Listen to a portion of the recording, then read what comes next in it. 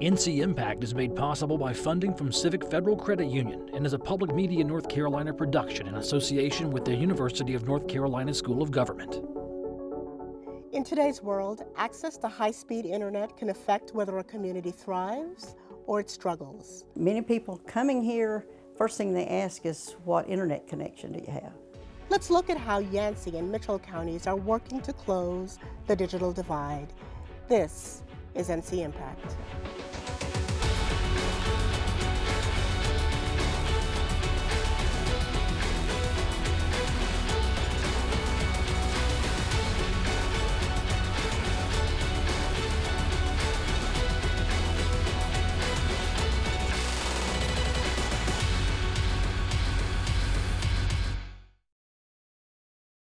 I'm Anita Brown-Graham. Across North Carolina, hundreds of thousands of residents lack access to broadband. And in our rural areas, many do not have access to high-speed internet. 13% of those living in sparsely populated areas lack what the FCC labels minimum broadband speed. Demand is rising, but these communities often lack the resources to create the infrastructure and develop a network. In Yancey and Mitchell counties, local officials, business owners, and utility companies have come together to bring their area online. ncIMPACT's David Hurst examines the steps it took to bring a system to life and how access has shaped economic development. Yeah, it kind of has that like smooth finish to it and everything. In many small rural towns across North Carolina, attracting visitors can be difficult. It's a little bit of it's sour, just so you know. But in Burnsville, they're starting to notice some new faces around town. Definitely, as the last few years have come and gone, we've seen a lot of growth within the town itself. Home Place Brewing became the first brewery in Yancey County in 2017. Yeah, what can I get for you? I'll be right. Just 3 years later, they expanded and opened a new brewery and tap room that is triple the size of the original location. There's a couple on there, so we have Noble Cider. Justin Ferguson says some of their growth is thanks to a $25 million broadband project in Yancey and Mitchell counties. Without having that high-speed internet, we want to be able to run our point-of-sale machines. We want to be able to offer like the free Wi-Fi to customers, and then we want to be able to run our like back-end admin stuff as well. So we set up with 3 different networks so that we can keep all those going at the same time, and being able to get that delivered just directly to the building has been crazy good. I carry that kind of thing. This is some of the sacred threads. It's out of India. Phyllis Pippins is the owner of Felicity's Boutique in downtown Burnsville, the county seat of Yancey County. And I took pictures of everything they wanted to see. Pippins says her small business relies on the internet now more than ever before. You have to have that backbone of internet and Wi-Fi, and all of that means a great deal to any business now. It's probably the most important thing of a business. Marketplace.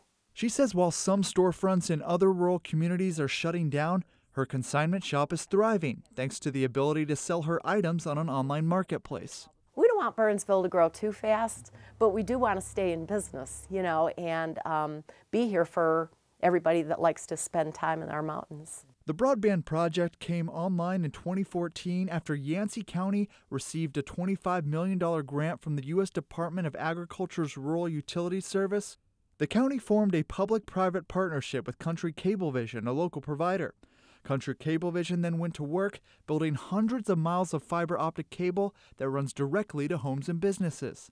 It's given many who live in the area access to some of the fastest internet speeds in the state. Well, Yancey County has had good positive growth working on infrastructure, our road systems, and so we're easy access as far as drivability to Asheville and the outlying areas. A good location in the eastern United States, but having fiber and broadband today makes all the difference in the world whether people can live there or not. Wanda Profit is a local realtor and served as the county's economic director when the project was first announced. She says the fiber optic service has helped local industries. BRP, a manufacturing facility in Mitchell County, says before the broadband project, they often struggled with connecting to their corporate office in Wisconsin. The fiber optic has dramatically increased their internet speeds, creating more opportunities for their business. And at your facility here, how much do you depend on internet? Oh, it's every day. It's an everyday part of our business. You know, from the standpoint of communicating again with a remote server, to being able to use the technology to do training, to be able to work remotely at home. The broadband has been able to bring us all of those things with the speed that it brings, the security that it also brings has been a big benefit to what we're able to do here. The Broadband Project has helped BRP address another issue as well, labor shortage. In 2015, Mayland Community College opened the ncIMPACT Advanced Manufacturing School in Burnsville. The manufacturing school's network runs on fiber optic as they teach students advanced mechatronics and robotics techniques. Our technology here is so much more advanced than most of the industry has. And so they understand that more advanced technology, and they can come back to us and use us to benefit the company. Trey Boone is a student at ncIMPACT and an intern at BRP. He says what he learns in the classroom, he's able to apply at his internship. You learn a lot here, and then you don't really fully understand how it plays into real life until you actually get into the field and you realize how it really plays into what you're going to be doing with your life. For years, BRP and other local companies struggled to find workers with design engineering skills. Now they're able to work collaboratively with the manufacturing school, making sure graduating students have the skill sets that fit their needs. And how much of an impact has that relationship had, especially when it might come to recruiting or retention challenges? It's helped a lot because previously we've had the electronics program through the local community college, and that helps from some aspects, but we didn't have the other side of that, which is the more of the manufacturing side of things with the 3D modeling, the rapid prototyping, the 3D printing. The robotics is a new thing for them there as well. So they learn a lot of things that are relevant to the trades that we do in their schooling there, and that gives us a better opportunity to recruit more locally. You know, the learning curve for them when they come in is a few days to get up to speed on the specific software that we use. Even though it's a little different than what they use in school, they're up to speed in no time, where if you bring someone off the street, you're looking at months in training just to get them up to the same level that these guys come in with. I'm ready if you are. Yancey County Economic Director Jamie McMahon says along with connecting employers to local talent, the Broadband Project is also attracting new companies to the area. It's been transformative, I would say. I don't think that's an overstatement to use that word. You know, rural broadband is something that's sort of a hot topic, not just in North Carolina, but nationally. And for us to have been able to have accomplished what we've accomplished in Yancey County, to have as quality a connection and as pervasive a connection has sort of put us in a position to excel in lots of different sectors in the economy. And how was this project made possible? Was collaboration key? Collaboration is key, and I would say for anybody who's looking to crack the nut for rural broadband, that's essential. We were fortunate to be able to work collaboratively with you know, community stakeholders and local government, and also local internet service provider here, Country Cablevision. And I think that partnership between interested stakeholders, local government, and a willing partner on the internet service provider side is key. If we not had that relationship, we wouldn't have been able to have accomplished this project. Why was it important for you all to make this a priority?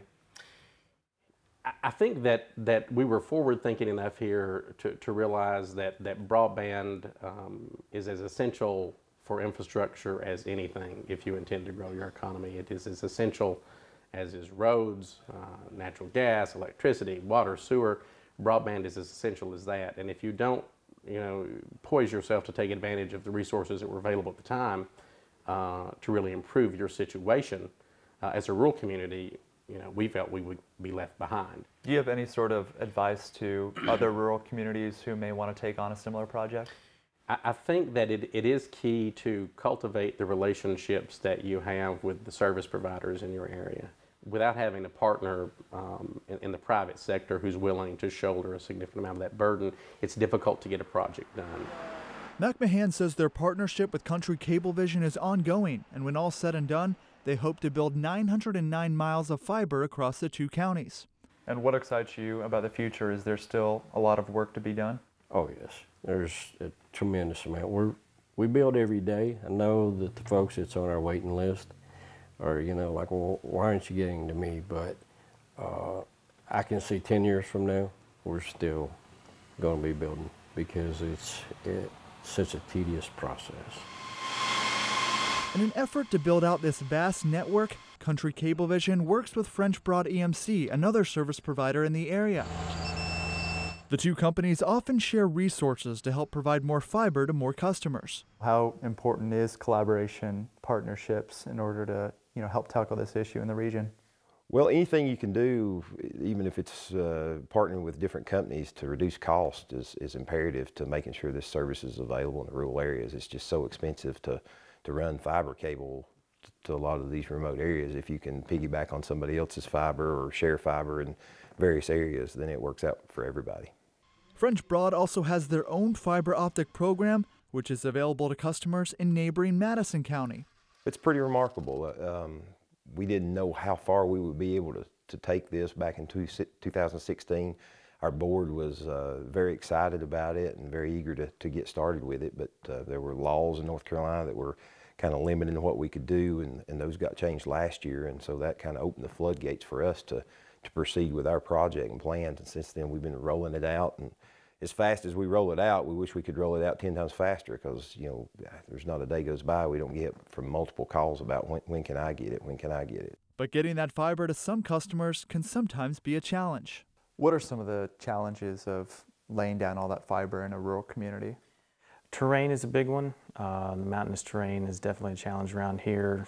We have pretty sizable span links from pole to pole that make it difficult sometimes to get fiber from one to the other.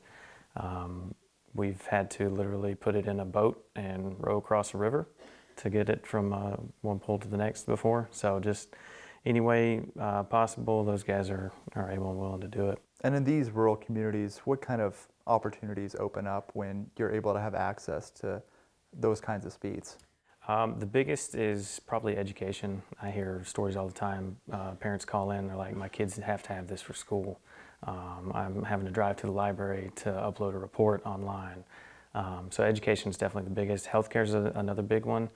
We've hooked up a lot of people where they maybe have elderly parents that they're trying to take care of, and with the high-speed internet, they can get like a life alert or camera systems to monitor them, make sure everybody's safe and stuff like that. So education and healthcare are big for sure. Why don't we take a look at her ears? Fiber optic is having a significant impact on healthcare in the Tipton Hill community. I have chills and a headache.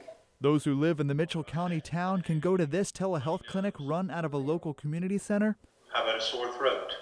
Patients can be checked for non-emergency issues at the clinic rather than making an hour drive to the nearest medical center. We know nationally that people who live in rural communities tend to have poor health outcomes, and access is a major barrier. And so folks tend to not go to the doctor as often. And it's not because of a lack of interest in their own health, it's the burden. Cool, thank you. The telehealth clinic runs on Country Cablevision's fiber network. It allows patients to see a healthcare provider through video conferencing with cameras and specially equipped medical instruments. We would not be able to do this without the fiber optic. We rely on those speeds, so I think here it's 100 megabytes per second down and 5 up. It also allows us to have the video clarity that we need to look in an ear, or the audio clarity to really hear if that's a heart murmur or not. And I think that previous attempts at telehealth have been somewhat limited by the signal quality that you can generate through a T1 line or a much slower connection. Other rural communities are taking notice of what's going on in Yancey and Mitchell counties, and they're working to get grant funding of their own to expand broadband capabilities in their communities. So with the project in Yancey and Mitchell counties, do you believe that's something that can be replicated or scaled in other communities? Yes, it could, as long as the funding is available. In that case, the funding was quite a bit more than typically USDA and the federal government are awarding. Typically today, those numbers are around $3 million maximum, And in that case, it was in the tens of millions of dollars for the Yancey Mitchell project, because the award was acquired with stimulus money, which was kind of a one-shot deal by the federal government to help the economy. And what the folks in Yancey and Mitchell did was they did a great job of cheerleading. I know Wanda Profit went to Raleigh to lobby. She went to Washington, D.C. to be an advocate for this network as well. So a lot of folks did a lot of legwork, including demand aggregation, gathering names, and the company stepping up, providing a match was critical. That project would not have happened if it wasn't for that. Yeah, it seemed like Yancey and Mitchell had a lot of collaboration and passion towards this issue. Do you see that in other rural communities as well? Yes, in many of the counties that I serve, we have a broadband committee. And it's a formal committee. All of them are different, but all of them meet regularly to look at the obstacles that they have. I come in as a technical lead to offer solutions and offer examples of what we've done in some counties to provide service, not only with grant money, but in some cases at no cost to the taxpayer. And then some of those examples we work on in those other counties that would like to do the same, because I have now accumulated the former applications, requests for proposal, all these things that were successful in some of these other counties. I have the, what I would consider the groundwork already done in areas that the awards were made, and I share that because they're public documents with counties that are interested, and that helps them, that eases them into the process.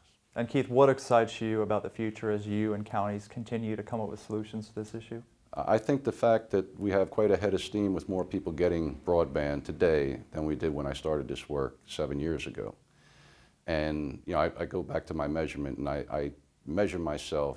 I ask myself this question each day: are there people with newer, better broadband today because of something I did yesterday?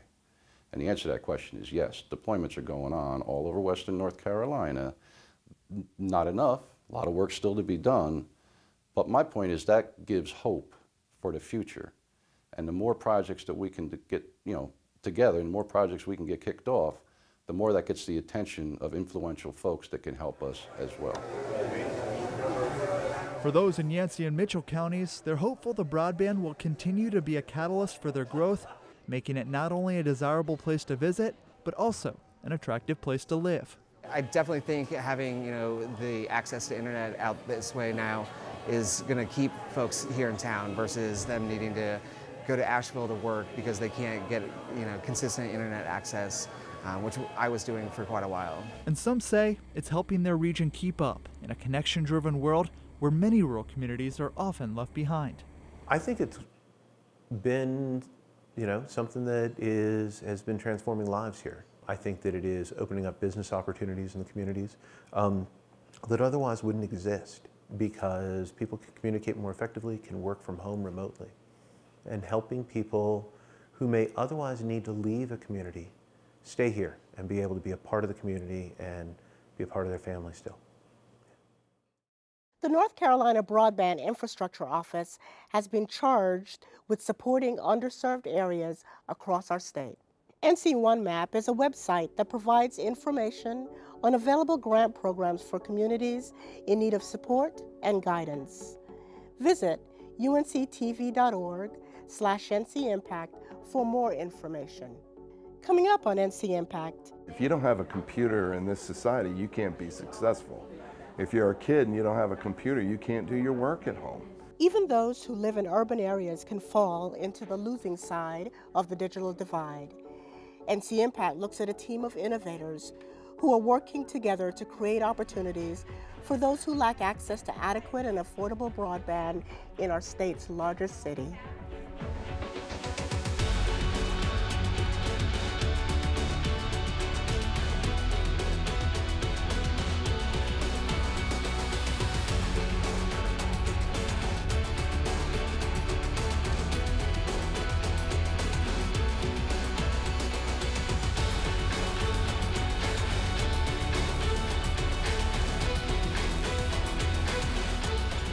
ncIMPACT is made possible by funding from Civic Federal Credit Union and is a public media North Carolina production in association with the University of North Carolina School of Government.